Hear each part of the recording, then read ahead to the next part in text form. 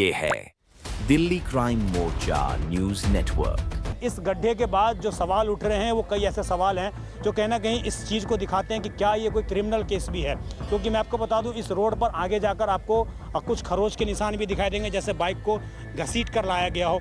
आप एक धमकी दे रहे हैं ट्विटर पे और अखबारों में कि इसके बारे में आप बात करोगे तो एफआईआर दर्ज करोगे। तो एफआईआर दर्ज कर लो, हम तुम्हारी एफआईआर से डरते हैं।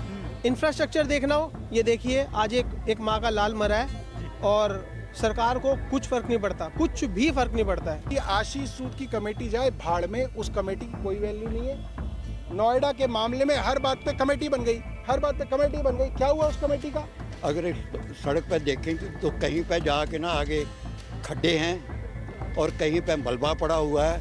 तो ये जो दोनों तरफ का जो ट्रैफिक है उसमें काफ़ी ऑब्स्ट्रक्शन आती है। आप जाके देख लो, जो हरे रंग की तिरपाल लगाई गई है वो बिल्कुल नहीं है, वो आज ही लगाई गई है, अलग ही चमक रही है वो हरे रंग की तिरपाल। जो परिवार यहाँ पर रह रहा था वो आखिरकार कहाँ गायब हो गया। बैग भी पड़े हुए हैं, चार्जर भी लगे हुए हैं, आप दिखाएंगे उधर तो देखिए डेटा केबल आपको दिखाई देंगी, चार्जर एज इट इज़ वहाँ पर पड़े हुए हैं। क्या ये लोग पुलिस की हिरासत में हैं? ये लोग कहाँ हैं? क्योंकि ये असली आई विटनेस हो सकते हैं। मंत्री जी जो विधायक हैं वो यहाँ से 2.5 मिनट की दूरी पे रहते हैं, 2.5 मिनट की दूरी पे, और ये गड्ढे यहाँ पे हैं, ये सबको मालूम है। और इसके ऊपर कोई कार्रवाई नहीं हो रही थी, ये भी सबको मालूम है, और इसमें कुछ होगा भी नहीं, ये भी सबको मालूम है। महज यहाँ से 100 मीटर की दूरी पर आप चलेंगे तो आपको ऐसे सैकड़ों गड्ढे दिखाई दे देंगे। सरकार को हटाना पड़ेगा। जो सरकार आपको टेकन फॉर ग्रांटेड ले रही है उस सरकार को हटना ही पड़ेगा, वही एक तरीका, और कोई तरीका नहीं है। वरना आप देख लीजिएगा, आप भी आए हम भी आए, कुछ नहीं होगा, शोर मचेगा, लोग भूल जाएंगे। नमस्कार, जय हिंद। आप देख रहे हैं दिल्ली क्राइम मोर्चा। दर्शकों, आज सुबह से लगातार हम आपको अपडेट दे रहे हैं कि किस प्रकार राजधानी दिल्ली के जनकपुरी में एक ऐसा हादसा हुआ जो पूरे देश को झकझोर देने वाला है, जो सिस्टम पर कठोर सवाल उठाने वाला है। मैं आपको बता दूं, इस वक्त जो है शाम के लगभग 5 बज रहे हैं और अब तक जो हालात हुए हैं उस अपडेट के साथ मैं आपके साथ मौजूद हूं। मैं आपको पहले उस गड्ढे की तस्वीर दिखाऊंगा। यही वो गड्ढा है जहां पर एक युवक जिसका नाम कमल है, उम्र उसकी 25 वर्ष है, और इसी गड्ढे के अंदर वो अपनी बाइक के साथ सुबह पुलिस टीम को मिलता है। आपको बता दें, रात में लगभग 12-1 बजे के आसपास वो बच्चा लापता हो गया था। उसके घर वाले लगातार उससे कॉन्टैक्ट कर रहे थे, लेकिन किसी प्रकार का कोई संपर्क नहीं हो पा रहा था। और जिसके बाद कहीं ना कहीं वो उस बच्चे का फ़ोन जो है लगातार चालू था। तो उन्होंने पेरेंट्स जो थे उन्होंने पुलिस टीम से लोकेशन मांगी, पुलिस टीम ने लोकेशन दी, फिर थोड़ी देर बाद लोकेशन को डिलीट कर दिया गया। लेकिन इस गड्ढे के बाद जो सवाल उठ रहे हैं वो कई ऐसे सवाल हैं जो कहीं ना कहीं इस चीज़ को दिखाते हैं कि क्या ये कोई क्रिमिनल केस भी है। क्योंकि मैं आपको बता दूं, इस रोड पर आगे जाकर आपको कुछ खरोच के निशान भी दिखाई देंगे, जैसे बाइक को घसीट कर लाया गया हो। इसके अलावा जो इस गड्ढे में से तस्वीर उस वक्त की आई हैं, वो हमने तस्वीरें देखी हैं तो वो बेहद झकझोर देने वाली तस्वीर हैं। उसमें साफ तौर से दिख रहा है कि वो बच्चा अपने कंधे पर बैग टांगा हुआ है, हेलमेट उसने पहन रखा है, और उसकी बाइक अलग पड़ी हुई है, वो अलग पड़ा हुआ है। तो इससे एक सवाल ये खड़ा होता है कि क्या बाइक अलग से गिरी गई है या बाइक और युवक दोनों एक साथ गिरे हैं। ये तमाम वो सवाल हैं जिस पर टीमें जांच पड़ताल कर रही हैं। अभी तक टीमों को सीसीटीवी कैमरे भी नहीं जो है मिल पाए हैं। इसके अलावा वो जो उधर सामने आप झुग्गियाँ देख रहे होंगे उसमें भी लोग रह रहे थे, उसमें भी जो वर्कर है वो यहाँ पर जो काम कर रहे थे वो रह रहे थे। लेकिन सुबह से जानकारी निकल कर आ रही है कि पुलिस उनका भी अता पता नहीं लगा पाई है, ये नहीं पता लगा पाई है आखिरकार वो कहाँ गए। अब यहाँ पर राजनीति भी होनी शुरू हो गई है। आम आदमी पार्टी के तमाम नेता, सौरभ भारद्वाज, इसके अलावा तमाम अन्य नेता भी यहाँ पर पहुँचे हैं। उससे पहले मैं आपको कुछ ऐसे लोकल रेजिडेंट से मिलवाना चाहता हूं जो लगातार इस सड़क की कंप्लेन पिछले कई सालों से, कई महीने से कंटिन्यूसली कर रहे हैं, लेकिन कोई ठोस जवाब इनको मिलता नहीं है। यहाँ के जो मंत्री आशीष सूद हैं वो मीडिया को कुछ समझने का बर्ताव उनका इस तरीके से रहता है कि वो जवाब देना वाजिब नहीं समझते। ऐसा ही वो अपने लोकल नागरिकों के साथ भी कर रहे हैं। इसका लाइव एग्जाम्पल मैं भी आपके सामने ला रहा हूँ। क्या नाम है जी आपका? मेरा नाम जी R.K. पराशर है, मैं यहाँ लोकल रेजिडेंट हूँ जी। मेरी एज 88 ईयर्स है। हाँ। और मैं इस सड़क से, ये हमारा आम रास्ता है, डेली हमें सड़क से आना जाना पड़ता है। अब जब से ये एक सड़क की एक साइड बंद की है तो दोनों साइड तरफ का ट्रैफिक जो है ये इस सड़क से जाता है। अगर इस सड़क पर देखेंगे तो कहीं पे जाके ना आगे खड्डे हैं और कहीं पे मलबा पड़ा हुआ है। तो ये जो दोनों तरफ का जो ट्रैफिक है उसमें काफ़ी ऑब्स्ट्रक्शन आती है। और इट वाज एक्सपेक्टेड, मैंने 3 फरवरी को ये यहाँ का एक बीजेपी का ब्लॉक का लोकल व्हाट्सएप ग्रुप है, जी। उस पर एक कंप्लेंट लिखे थे कि भाई ये it will definitely lead to some fatal accident जो सिचुएशन है। आपने आगाह कर दिया था। हाँ, और मैंने इसकी कापी ये सूद साहब के जो लोकल ऑफिस है उसमें भी भेजी थी कि इस पर थोड़ा सा अगर काम हो जाए तो ट्रैफिक की मूवमेंट जो है स्मूथली हो जाएगी, लेकिन कुछ हुआ नहीं उसके बाद। लेकिन कोई सुनवाई नहीं हुई आपकी कंपनी। ये जो एक्सीडेंट जो ये एक्सीडेंट हुआ, this was not a part of my complaint because ये जो है इस तरह के और मौत के गड्ढे हैं ना आपके इलाके में? बिल्कुल है, बहुत है। आगे भी जाके दूसरी सड़क है उस पर देखें जो एक साइड दोनों साइड का ट्रैफिक एक पाजी दोनों साइड का ट्रैफिक जो एक ही तरफ से चल रहा है। आधी सड़क जो है उसमें खड्डे हैं, मलबा पड़ा है और ट्रैफिक जाता है, रुकता है, बड़ी परेशानी हो रही है। आप भी यहीं के लोकल रेजिडेंट्स हैं क्या सर? सर मैं 1 किलोमीटर दूर रहता हूँ। मैं स्पेशली ये न्यूज़ देखने के बाद अपने घर में ऑफिस छोड़ के आया हूँ इस आस में कि शायद आज नहीं तो कभी तो उठें। आज उठने का मुद्दा सिर्फ यही है कि कल को अगर हमारे परिवार से ऐसा होगा तो हमारे ऊपर क्या बीतेगी। यहाँ पे ये कम्प्लीटली फेलियर है सरकार का। मैं किसी का यहाँ सपोर्टर बन के नहीं आया, पर एक आम आदमी, एक यूथ बन के आया हूँ। यूथ का रिप्रेजेंटेटिव आप कह सकते हैं। जो मुद्दे हैं हमारे देश में, उसके अलावा जो इंफ्रास्ट्रक्चर हो गया, एजुकेशन हो गया, जो होने चाहिए उनको छोड़ के सब हो रहा है। इंफ्रास्ट्रक्चर देखना हो, ये देखिए आज एक माँ का लाल मरा है और सरकार को कुछ फर्क नहीं पड़ता, कुछ भी फर्क नहीं पड़ता है। आप ये कह रहे हैं अंकल जी उन्होंने कंप्लेन करी है, कंप्लेन करने का कोई फायदा ही नहीं है क्योंकि सरकार बिल्कुल एकदम अंधी हो रखी है। उनके साथ वाली आप रोड पे जाओ, साथ वाली रोड पे जो ये पाइपलाइन जो अभी डाल रहे हैं ना एमसीडी, वहाँ पे सोने की पाइपलाइन डल रखी है। वहाँ जरूरत नहीं है क्योंकि वहाँ विधायक जी रहते हैं, यहाँ पे जरूरत है। बेसिकली ये रोड कुछ भी नहीं है, काम इसमें कुछ नहीं होना है, सिर्फ पैसा बनाने की मशीन है। हमारे वहाँ पे भी विधायक ने सारी गलियाँ खोद दी, 6 महीने इंसान परेशान हुआ। उसके बाद उन्होंने बोला कि साइड में आप ये नालियाँ बना दो, टेंडर पास हो जाएगा। नालियाँ बनी, लोगों ने फिर नालियाँ अपनी ढक ली और पास हो गया। हमारे एरिया में भी कल एक हमारे जो एरिया के जो काउंसलर हैं उन्होंने फ़ोटो डाली कि मैंने जी बहुत मेहनत करके रोड बनवाई है, 4 फोटो डाली। मैंने कमेंट डाला सर रोड तोड़ने की वजह बताएं और रोड तोड़ने के बाद एक्शन क्या हुआ वो बताएं। जो कि मैं वहाँ का डेली रेजिडेंट हूँ और मैं वहाँ डेली आने जाना मेरा रोज है। उन्होंने 1 रुपये का काम नहीं करा, बस खोद के छोड़ दी। देखिए तमाम वो लोग हैं जो यहाँ पर स्थानीय स्तर पर रहते हैं और तमाम इस तरह की शिकायतें कर रहे हैं जो कहीं ना कहीं सरकार की पोल खोलने का, सिस्टम की पोल खोलने का काम कर रहे हैं। हम इस रिपोर्ट में आपको आगे और भी गड्ढे दिखाएंगे जहां महज यहाँ से 100 मीटर की दूरी पर आप चलेंगे तो आपको ऐसे सैकड़ों गड्ढे दिखाई दे देंगे।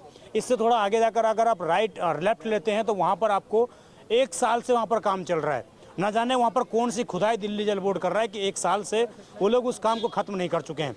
एक बार आप जो सौरभ भारद्वाज यहाँ पर आए थे आम आदमी पार्टी के, उनका बयान सुन लीजिए, फिर उसके बाद आगे इन चीज़ों को आपको दिखाते हैं।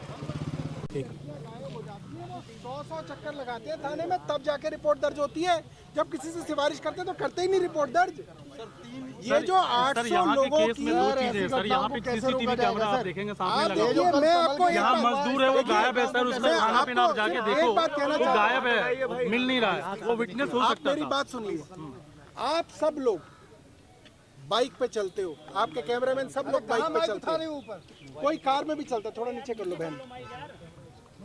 यहाँ पे मरने वाला आप भी हो सकते थे, मैं भी हो सकता था, मेरा बेटा भी हो सकता है, आपकी बेटी भी हो सकती है, गायब होने वाली भी आपकी बेटी हो सकती है, मेरी बेटी भी हो सकती है।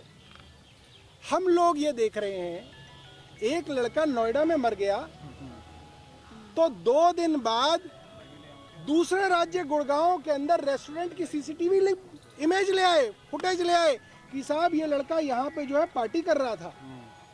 ये लोग इतने कमीने हैं, इतने घटिया हैं कि ये एक बाप का लड़का मर गया, उसकी सीसीटीवी फुटेज दूसरे रेस्टोरेंट से ले आए, दूसरे राज्य से ले आए कि साहब ये पार्टी कर रहा था तो इसको तो मरना ही था। पार्टी कोई ना कर सकते हो आप इस देश के अंदर। भाई ये रेस्टोरेंट सरकार ने खोल रखे हैं, सरकार इसमें जीएसटी जरूर लगी मगर पार्टी करने का हक कोई ना आपको। पार्टी करोगे तो आप मरोगे। वो सरकार अभी तक इस सीसीटीवी कैमरे की इमेज क्यों नहीं ले लाई? क्यों अभी तक वीडियो नहीं आया? क्यों इस बात पे इतना सस्पेंस बना हुआ है कि भाई क्या हुआ था, क्या हुआ था? जो हुआ था, पुलिस जो है ये सीसीटीवी कैमरा जो है हर चौराहे पे लगे हुए हैं, हर सड़क पे लगे हुए हैं, हर गली में लगे हुए हैं, क्यों नहीं मिले? नहीं दिखा। और जो मोबाइल लोकेशन होती है, मोबाइल लोकेशन तो अब पुलिस बिल्कुल एग्जैक्ट कर लेती है, तो हमारी सर्वेलेंस करते हैं पूरे दिन ये देखते हैं हम कहाँ जा रहे हैं, किससे मिल रहे हैं।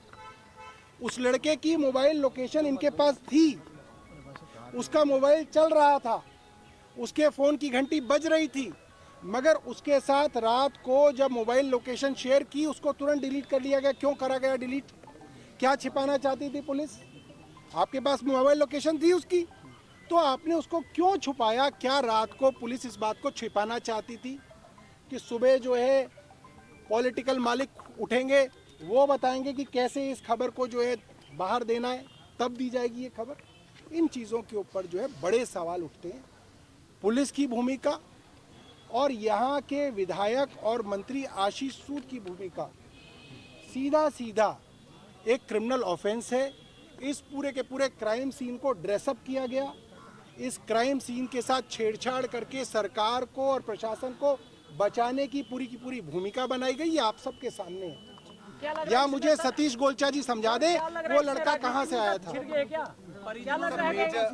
Major question that here is how will, had it been your government, how would you have treated this entire case?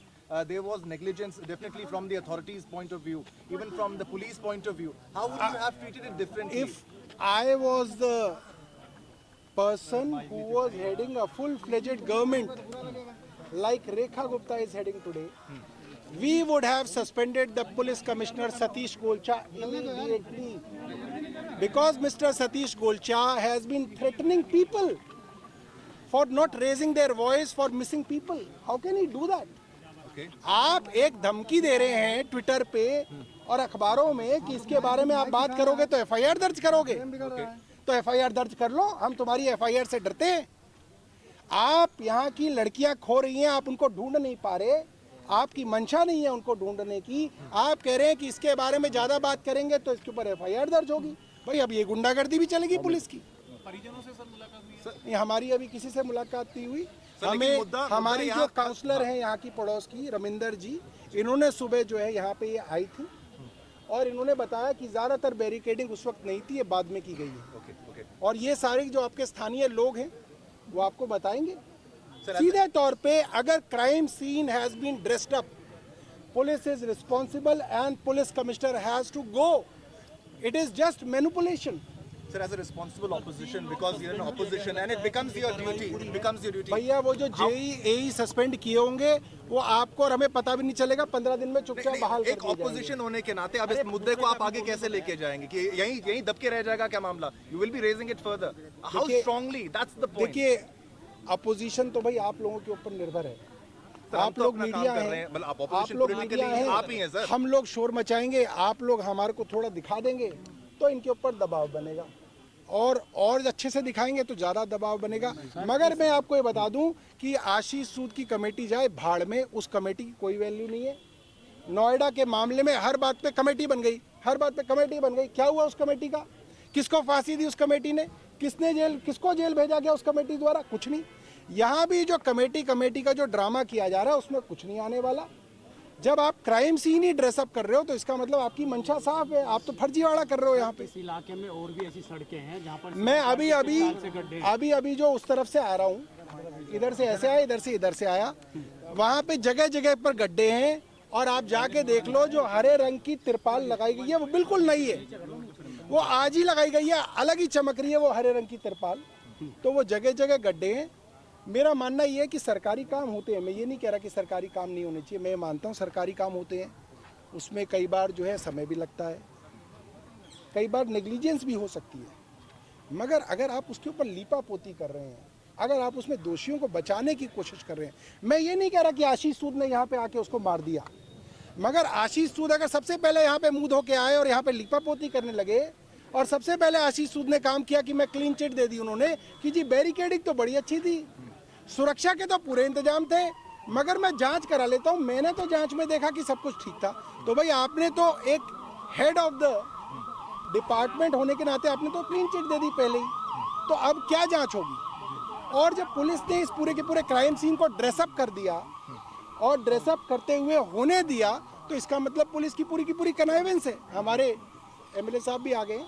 Saurabh ji, स्थानीय लोग ये कह रहे हैं कि एक गड्ढा यहाँ नहीं है, बहुत ऐसे गड्ढे और महीनों से वो खुले हुए हैं। और मंत्री जी सिर्फ विधायक नहीं है, मंत्री भी हैं, उनकी ज़्यादा मंत्री जिम्मेदारी है। जी जो विधायक हैं वो यहाँ से 2.5 मिनट की दूरी पे रहते हैं, 2.5 मिनट की दूरी पे। और ये गड्ढे यहाँ पे हैं, ये सबको मालूम है। और इसके ऊपर कोई कार्रवाई नहीं हो रही थी, ये भी सबको मालूम है। और इसमें कुछ होगा भी नहीं, ये भी सबको मालूम है। ऐसा नहीं है कि मैं ये उम्मीद कर रहा हूँ कि सतीश गोलचा को हटा देंगे, ये ना हटाएं किसी डीसीपी को भी, ये कुछ नहीं करेंगे। ये सिर्फ कुछ दिनों तक ड्रामेबाजी करेंगे, थोड़ा बहुत हो जाएगा। देखिए, सरकार को हटाना पड़ेगा आपको। जो सरकार आपको टेकन फॉर ग्रांटेड ले रही है, उस सरकार को हटना ही पड़ेगा। वही एक तरीका, और कोई तरीका नहीं है। वरना आप देख लीजिएगा, आप भी आए, हम भी आए, कुछ नहीं होगा, शोर मचेगा, लोग भूल जाएंगे। तो देखिए, यहाँ पर अब जो है पॉलिटिकल पार्टी का भी इन्वॉल्वमेंट हो गया है। और देखेंगे आम आदमी पार्टी के जो प्रदेश अध्यक्ष हैं सौरभ भारद्वाज, वो भी आज मौके पर यहाँ, इसके साथ में उनके जो निगम पार्षद हैं यहाँ से वो भी आई हैं, और विधायक यहाँ से वो भी यहाँ पर मौके पर आए हैं। अब बड़ा ही जो जांच का जिस तरीके से उन्होंने आरोप लगाया कि पूरी चीज़ों को पेंट किया गया, पूरी चीज़ों को इस तरीके से किया गया कि ये घटना ऐसे साबित हो जाए कि नेचुरल घटना है, इस तरीके से इसको दर्शाने का प्रयास किया गया, कहीं ना कहीं सीधे तौर पर आरोप लगाए। और बार बार जो हमने एक सवाल पूछ रहे हैं कि इस झुग्गी के अंदर जो व्यक्ति था, जो यहाँ पर खाना बना रहा था, जो परिवार यहाँ पर रह रहा था, वो आखिरकार कहाँ गायब हो गया। बैग भी पड़े हुए हैं, चार्जर भी लगे हुए हैं, आप दिखाएंगे उधर तो देखिए डेटा केबल आपको दिखाई देंगी, चार्जर एज इट इज़ वहाँ पर पड़े हुए हैं। क्या ये लोग पुलिस की हिरासत में हैं? ये लोग कहाँ हैं? क्योंकि ये असली आई विटनेस हो सकते हैं। इनको कहीं ना कहीं वो सारी बात मालूम होगी जो एक घटना के क्रम में जो घटित हुई है, वो चीज़ें जो मालूम हुई हैं। कुछ सोर्सेस ये भी कह रहे हैं कि यहाँ पर पहले उस बच्चे की लड़ाई भी कुछ समय पहले इस एरिया में हुई थी। क्या उसके बाद भी उस चीज़ों को भी कौन इसमें ऐड किया जाएगा, उन चीज़ों को भी देखा जाएगा? ये तमाम वो सवाल हैं जो लगातार तमाम पार्टियां और तमाम स्थानीय लोग पूछ रहे हैं। मैं आपको इससे पहले एक खबर अंत करूं, उससे मैं पहले आपको ठीक जहां पर ये घटना घटित हुई है, यहाँ से महज आपको 50 मीटर की दूरी पर लेके जाऊँगा और 50 मीटर की दूरी पर आपको दिखाऊँगा कि 1 साल से दिल्ली जल बोर्ड का काम चल रहा है, लेकिन 1 साल से वो गड्ढा अभी तक बंद नहीं किया गया। इसके अलावा जो गड्ढे जनकपुरी में होते हैं, उन गड्ढों को कभी भी बंद करके एज इट इज़ छोड़ दिया जाता है। उसकी कोई निगरानी नहीं की जाती कि क्या वो गड्ढा पूर्ण तरीके से भर चुका है या नहीं भर चुका है। तो बड़ी एक जनसंख्या है जनकपुरी में, सबसे बड़ी एशिया की कहा जाता है कि रिहायशी एरिया है। और कहीं ना कहीं उस नज़रिए से भी लगातार यहाँ पर जब सीवर लाइन डली हुई, उस हिसाब से जब काम होते हैं, तो लगातार पिछली सरकारों में भी गड्ढे हो रहे थे और गड्ढे आज भी हो रहे हैं। लेकिन इतनी बड़ी लापरवाही करना प्रशासन की तौर से कहीं ना कहीं ये बहुत शर्मिंदगी वाला विषय है। जल बोर्ड का बयान आ गया, जल बोर्ड ने कह दिया कि हमने बैरिकेटिंग कर रखी थी, हमने जांच पड़ताल कर रखी है और अगर कोई दोषी पाया जाएगा तो उसको हम कठोर कार्रवाई करेंगे। लेकिन जल बोर्ड ने एक बार भी ये नहीं कहा कि हम उसको ब्लैक लिस्ट में डालेंगे, उसके खिलाफ क्रिमिनल केस चलाएंगे। और कहीं ना कहीं यही इस बात का सबूत है कि प्रशासन को कोई फर्क नहीं पड़ता, चाहे आप मरें चाहे आप जिएं, सरकारों को कोई फर्क नहीं पड़ता। आइए मैं आपको एक तस्वीर, जो ये कह रहे हैं ना बार बार कि हमने बैरिकेटिंग कर दी है, उधर से अगर हम लेंगे तो वहाँ से तो बिल्कुल भी बैरिकेटिंग नहीं है, अभी भी नहीं है बैरिकेटिंग। अभी भी आप देखेंगे सिर्फ ग्रीन पर्दा एक टंगा हुआ है। आइए और दूसरी तरफ मैं तस्वीर दिखाऊँ आपको, तो ये आप देख रहे होंगे 2 लोहे के सेट लगे हुए आपको दिखाई दे देंगे, 2 लोहे के सेट लगे हुए दिखाई देंगे, आपको जूम करके दिखा रहे होंगे। लोहे के सेट के बीच में से एक जगह बनी हुई है और कहीं ना कहीं वो ग्रीन पर्दा जो अभी लगाया गया है, वो ग्रीन पर्दा आज सुबह लगा है, जो हमें यहाँ के स्थानीय लोगों ने बताया है। आज सुबह उस ग्रीन पर्दे को लगाया गया है और ये रास्ता कहीं ना कहीं खुला होगा।